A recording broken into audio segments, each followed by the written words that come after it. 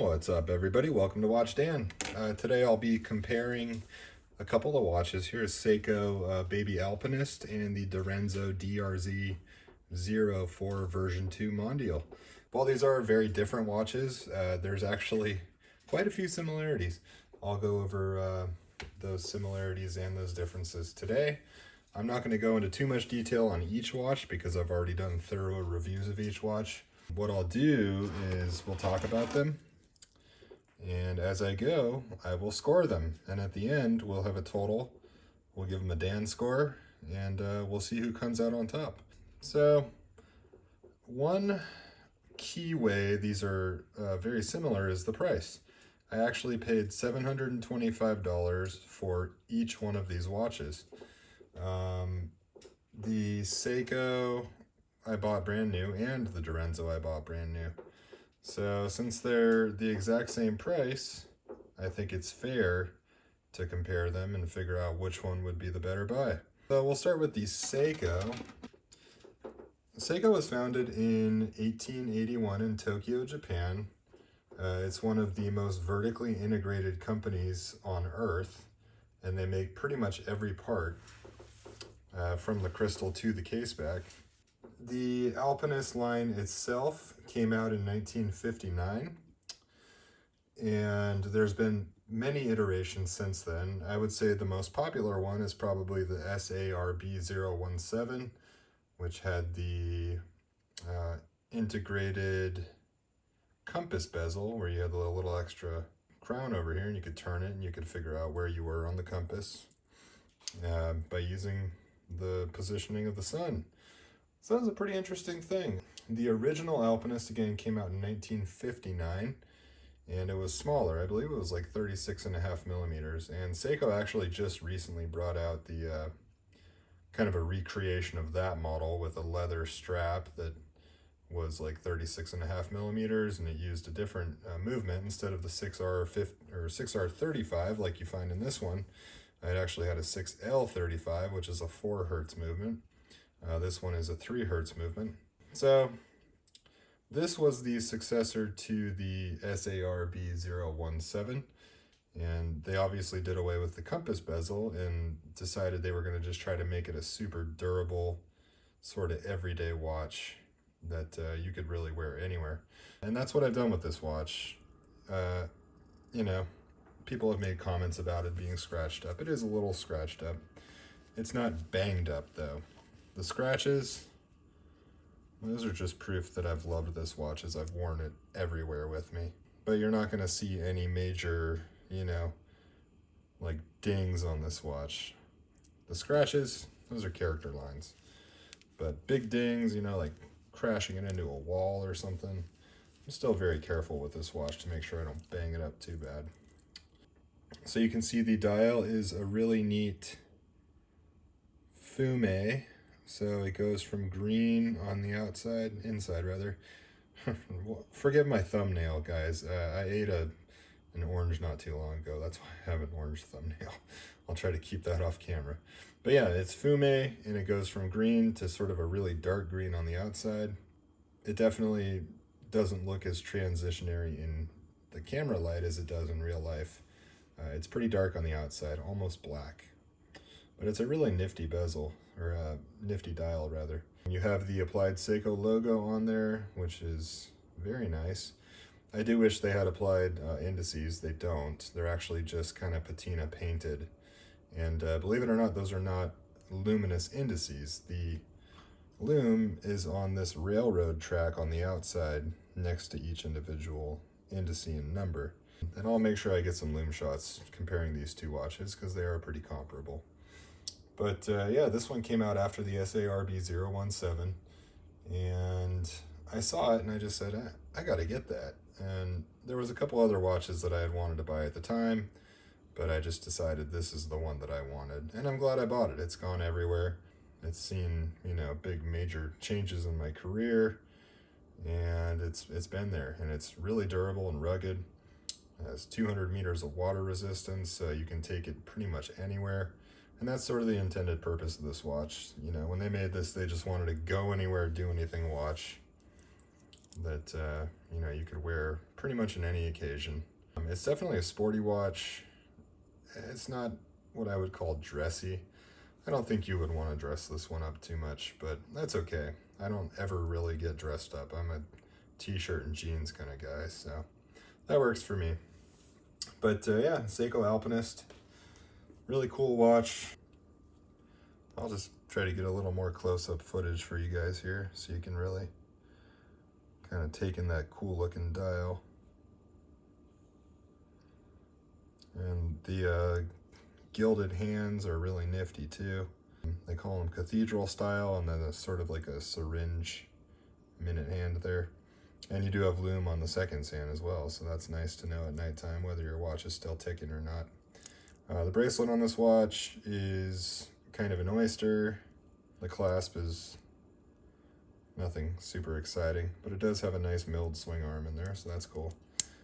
The movement is the 6R35. It's a upgraded version of the 6R15 with 70 hours of power reserve and 24 joules. So while it's not a particularly pretty movement, it is very durable, and you pretty much never have to worry about it, you know, going out on you. It's gonna stand up to the test of time, no problem. So good choice on their part to stick with the 6R, you know, line, and then just give it a better power reserve to try to keep up with some of the other watches out there. You have the sort of color match date wheel, which is nice. And yeah, all in all, excellent watch. So from one Fumé to another, this is the Direnzo DRZ 04 version 2 Mondial in red. Direnzo is not a very old brand. It was actually founded by Sergio G. Direnzo in 2017, and it was the result of a Kickstarter campaign. And when the original DRZ 01 came out, that Kickstarter campaign funded in just 4 hours, which is pretty incredible. Obviously, people saw these things and they said, wow, this particular brand has legs. It's going to go somewhere. When the DRZ 02 came out, it funded in less than 1 minute, which is just unbelievable. So Sergio himself is an architect by trade, and you can kind of see that, you know, a little bit of that awareness of space and balance and form and function in this watch, just the way that everything goes together. It looks like it was designed by an architect, you know, from the indices to the hands to the date window, and that kind of pie dish shape to the CNC dial. It's really a cool looking watch. So Sergio took a course in watchmaking in 2014, and I guess that's when he decided to change his career around. This is a 40 millimeter case. It's 11.5 millimeters thick, 52 millimeters from lug to lug, so it is, you know, it's not going to be for everybody. That's a pretty substantial lug to lug right there, but on my 7.5 inch wrist, it's just perfect. It fits me like a champ. And this one's running at about plus 6 seconds per day. And again, I paid $725 for this watch and $725 for this watch. So now I will go into the Dan score. For the Direnzo, the movement gets an 11 out of 15, and the Seiko Baby Alpinist gets a 7 out of 15. This is largely due to the difference in timekeeping, with the Seiko getting like around minus 12 seconds a day and the Direnzo getting closer to like plus 5 or 6 per day. And movement wise, I mean, they're probably equal in terms of the durability of the movement itself. For value, the Direnzo gets a 13 out of 15 and the Seiko gets an 11 out of 15. You know, totally subjective, but I think at $725, I just feel like you're getting more for your money with the Direnzo than you are with the Seiko. And, you know, your mileage may vary, but performance-wise, 11 out of 15 for the Direnzo, 9 out of 15 for the Seiko. Again, that has to do with performance of the movement. Comfort, they're tied. They both get an 8. They're both very comfortable watches. I could wear them both all day long, no problem. Quality, the Direnzo gets an 8 out of 10 and the Seiko gets a 7 out of 10. I just think there's a little more time and effort put into the Direnzo, the design, and just everything all together than there is in the Seiko. Style-wise, the Direnzo gets a 9 and the Seiko gets a 7. I think the Direnzo is just brimming with style and the Seiko is just brimming with ruggedness, I guess you would say. So if I was going to pick one that was more stylish, it would definitely be the Genta-inspired Direnzo. Legibility, the Direnzo gets a 9 and the Seiko gets a 7.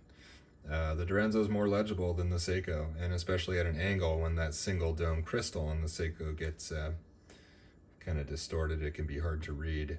It just is a little more cluttered, and especially at nighttime, when I show you the lume, you'll see what I mean. Durability, the Direnzo gets a 10 and the Seiko gets a 9. The only reason that the Direnzo gets a higher score is because of that crazy hard coating they put on the outside, which basically stops it from getting scratched unless you really hit it hard, and it should remain looking like a pretty darn brand new watch. The Seiko, though, it holds its own. I mean, 100 meters water resistance for the Direnzo versus 200 meters for the Seiko. You really could take that Seiko anywhere and you should never have a problem with it as long as you keep that crown screwed down. Lume-wise, Direnzo gets a 4, the Seiko gets a 3, and that has to do with the legibility of the lume. While the hands on the Seiko glow a little bit brighter than the Direnzo immediately, they both wear about the same, and then the lume on the Direnzo is just much more legible at nighttime than it is on the Seiko, and it's kind of hard to orientate the Seiko because every lume plot is the same size and shape. Whereas the Direnzo, you have, bigger lume at 3, 9, and 12, which really does help at nighttime. So the grand Dan score is going to be an 83 for the Direnzo and a 69 for the Seiko. But I'm going to add a little bonus in here, a heritage bonus. The Direnzo is going to get a 3 out of 15 because they've only been around for a few years. Whereas Seiko has been around since 1881 and is one of the original pioneers of watches. One of the most vertically integrated companies on planet Earth. So Seiko gets a 14 out of 15 for heritage. And with that bonus, the Direnzo still wins, but not by much. It's an 86 versus an 83. And I think it's a fair comparison. For $725 for each watch, you really are just getting more for your money with the DRZ than you are with the Seiko. So next I will jump into some lume shots, stand by, and I will return in just a moment. So the Direnzo lume is just as bright as the Seiko lume on the dial, and it's very close on the hands. The lume on those hands for the Seiko is pretty gnarly though. I would say overall, legibility-wise, the Direnzo is definitely going to be a much better, in the middle of the night, if you take a look at your watch to see what time it is, you're just definitely going to notice that it's much easier to orientate and see where you are, and then the lume is also just going to last longer. Whereas the Seiko tends to fade kind of quickly, especially on the dial. The hands will stay nice and bright, but the dial is going to fade pretty quick. Whereas the Direnzo, the hands and the dial is just going to stay pretty uniform throughout the entire night. So you can't really go wrong with either one, but I do think the Direnzo earned just a little bit higher lume score. Well, that's all I got for you guys tonight, so I really appreciate you watching. Everybody have a wonderful day, and until the next one, we'll see you a little bit later. Bye now.